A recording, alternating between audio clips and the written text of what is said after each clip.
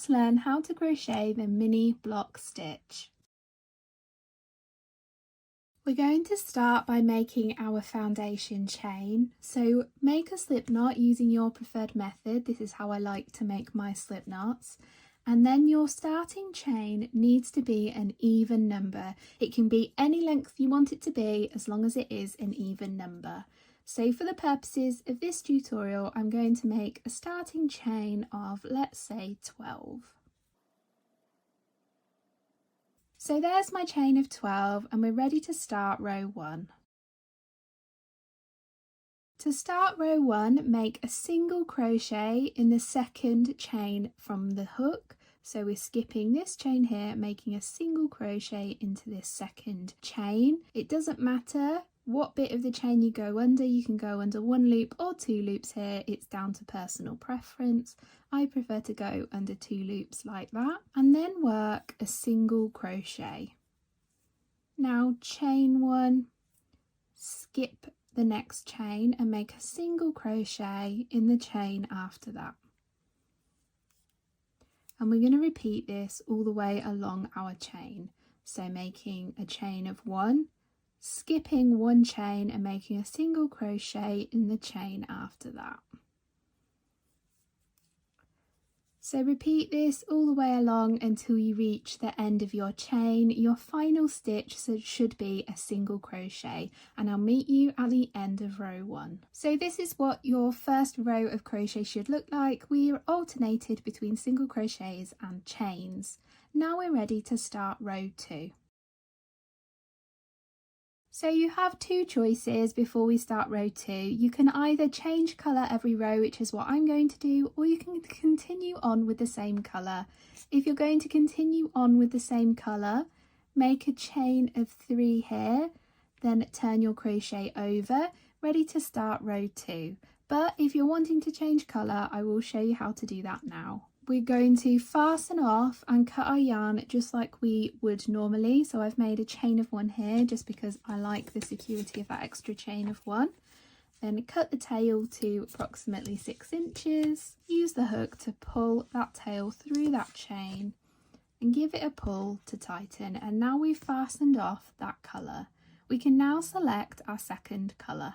So pull up a tail of your second colour and then pick up your crochet. So this is the front of our crochet. This is what we were looking at as we crocheted row 1. Because we're working in rows, we need to be turning our work at the end of every round. So turn your little piece of crochet over. Now we're going to join in the second colour. So if we have a look over here to this side, here is the last stitch we crocheted of that round, and this is where we fastened off our yarn. So we're going to put our hook into the top of that single crochet stitch, just like that.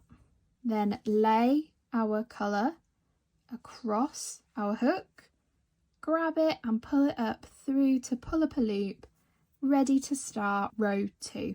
So to start row 2, chain 3. This counts as your first double crochet stitch. Then work 2 double crochets into the chain 1 space. So in that space there before the next single crochet. So I'm going in there and working 2 double crochets.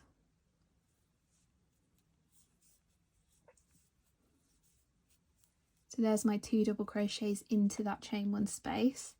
We're then going to skip the next single crochet and work 2 double crochets into the next chain 1 space. And you're going to repeat this all the way along the row, working 2 double crochets into each chain 1 space and skipping the single crochets. Once you're almost at the end of row 1 and we've just got that final single crochet left, come back to this tutorial and I'll show you how we finish off row 2. So I've worked 2 double crochet into each of those chain 1 spaces and I'm now almost at the end of row 2, but we've got a single crochet left, so we're going to work 1 double crochet into the top of that single crochet. So this kind of forms an edge stitch, just like that chain at this end of the row. So we don't work into the single crochets along the middle of the row, we only work into them at either side of the row, the beginning and the end of the row. So work a double crochet into the top of that single crochet. and then fasten off exactly like we did at the end of row 1. And now we're ready for row 3. So for row 3, we're going to join in the original colour. I really like using the same colour for all of the odd numbered rows in this pattern. So turn your crochet over, and we're going to join our colour yarn into the top of the first stitch, just like we did at the start of row 2. So I'm going to put my hook underneath both of the loops at the top of the stitch of that last double crochet we made of row 2 there, lay my yarn across the hook, grab a loop and pull it, and I've joined in this next colour. So now we're ready for row 3. Start row 3 with a chain of 1. This does not count as a stitch. Then work a single crochet into the space between that first stitch and that second stitch there. So we pull it a little bit, you can see there's a nice hole there for us to make a single crochet in there. Then chain 1, skip the next 2 double crochets, so skip, skip, and then make a single crochet in the space between the next 2 stitches. So we're skipping this one and this one. We're going to make a single crochet in that space there, and if you can see, there's our single crochet from row 1, so it's directly above that single crochet between those groups of 2 double crochets. So there's a group of 2 double crochet into a chain 1 space, 2 double crochet into a chain 1 space. So we're going into this space here. We're going to work 1 single crochet,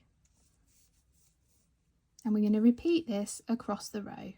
So chain 1, skip 2, and make a single crochet in the space between those 2 groups of 2 double crochets above the single crochet from the last round. There's kind of a natural hole that forms. And we're going to repeat this across the row. So continue doing that across your crochet, and I'll meet you back at the end of row 3, and I'll explain what we do for future rows going forwards. So I'm almost at the end of row 3, and I just wanted to show you here that the final single crochet is between our starting chain from row 2, so that's this here, and that group there of 2 double crochets. So I'm going to pull on that starting chain, and a hole should open up here, and I'm going to do a single crochet into that space, so in there.